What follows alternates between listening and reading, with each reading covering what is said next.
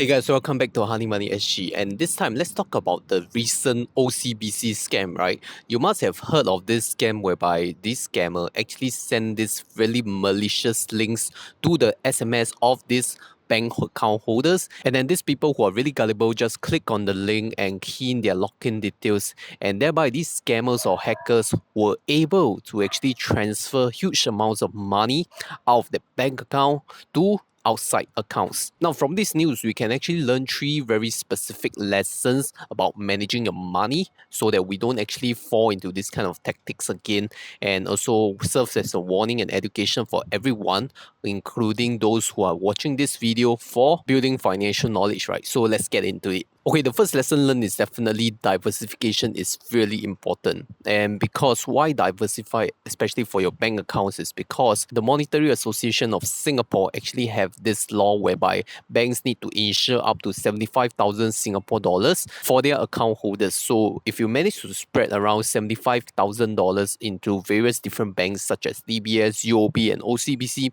then at least your loss is capped at 75k for each bank, right? Because there's this poor guy who actually lost like $500,000 to the OCBC scam, which is really a huge sum of money, right? Because you're putting $500,000 into a single bank. That is really huge concentration risk. What if OCBC falls overnight, right? So I cannot imagine the consequences of putting all your eggs into one basket. I think that applies to the same for investments as well, especially if you are a newbie investor, because if you concentrate everything into one single stock, then you're just betting on this stock to do well in the short term or the long term. But things may play out otherwise, right? It may really age really well, or at the same time become the worst financial disaster that you have ever suffered. So for newbies, I think it's better they adopt a more diversified approach, and once they're more comfortable and build more conviction into individual stocks, then they could maybe go and concentrate into that few stocks that they have really high conviction in. Also, if you have watched my previous video about bank accounts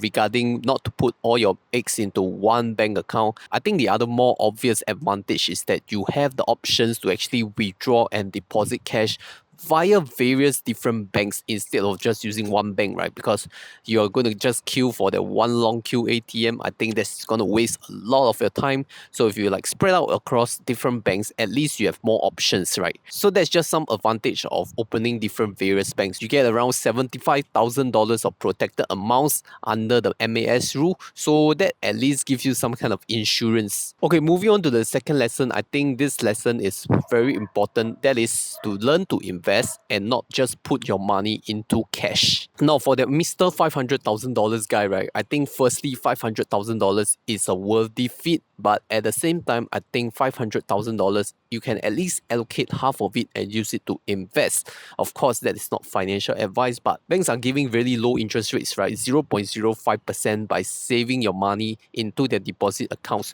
So try to look for other ways or other avenues that gives you a higher rate of return while still managing a really low risk profile. You could go into like index funds, like your VWRA, like your S&P 500, all these world index funds and US index funds, right? I think those are really quite low risk and diversified index funds that you could look at. And even the STI index ETF ES3 delivers around 3% returns, which is multiple folds of what the bank account is giving you, right? And most likely you'll hear this from a lot of financial advisors. If you put money in the bank, it's just rotting away to inflation, which is growing at like 2 to 3% and maybe 4% this year in 2022. So why not just use it and invest, or even put money in your CPF, right? Like topping up your CPF SA or voluntary contribution to your MA to earn that 4% interest, which is quite risk-free, instead of putting money in the bank. I think 500,000 is too much. I think maybe at most $100,000 would be good. $400,000, you can even use it to do a down payment to an investment property.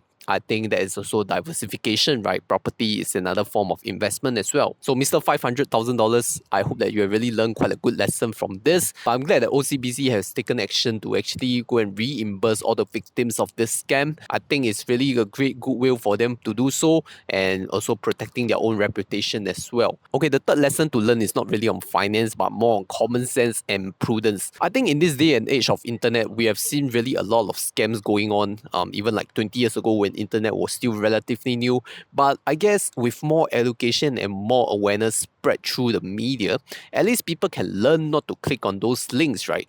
If you want to go to a government website, make sure it has the .gov, and make sure you update your SingPass app regularly to log into any kind of government websites. And even for banks, right, make sure you download their most recent apps and activate the digital security token on the phone so that you can do a 2FA via thumbprint. Because like I said in the news, right, SMS 2FA can be easily hacked, and even those emails, right, even worse, they don't even need to unlock the phone to read the emails sometimes. I think even for content creators in the YouTube space, right, it's very common to see people impersonating us, especially I see in other people's channel, they have scammers telling you to WhatsApp or Telegram this number to get some free Bitcoin, get some free money, right? Don't ever believe them because it's never going to work. And recently, I've seen some ARK Invest live streams as well, impersonating ARK Invest live stream that has been filmed many months ago, and then this channel just take it and put it on their own YouTube channel while having a banner that says if you deposit like some Bitcoin or Ethereum with them, then they will give you back 2 times more. That's obviously a scam, right? Nobody will do that in the first place. And secondly, these channels impersonating ARK Invest is just to draw people in, right? Because they have really big shots in there like Elon Musk, Jack Dorsey, Katie Wood. So it's really very important to practice common sense, especially now that this media is so widespread. And it's very easy to fake as someone who may know you personally and also get your data and details while using it to do it for criminal activities. Likewise, if there's anyone impersonating me or telling you to actually send Bitcoin, Ethereum, cryptocurrency, and all the bank account transfer stuff, using my name to do that, I think you all better be careful and delete that person and better report it to me via my official channel, right? My official channel are only through YouTube, Telegram, Facebook, and Instagram. So in short, I won't ask you for money unless you really owe me money. But in other case, I think best to report that page or that channel to the relevant authority like YouTube, Facebook, so that they can take it down in the first place, and also inform the creator as well, because this may actually tarnish his or her reputation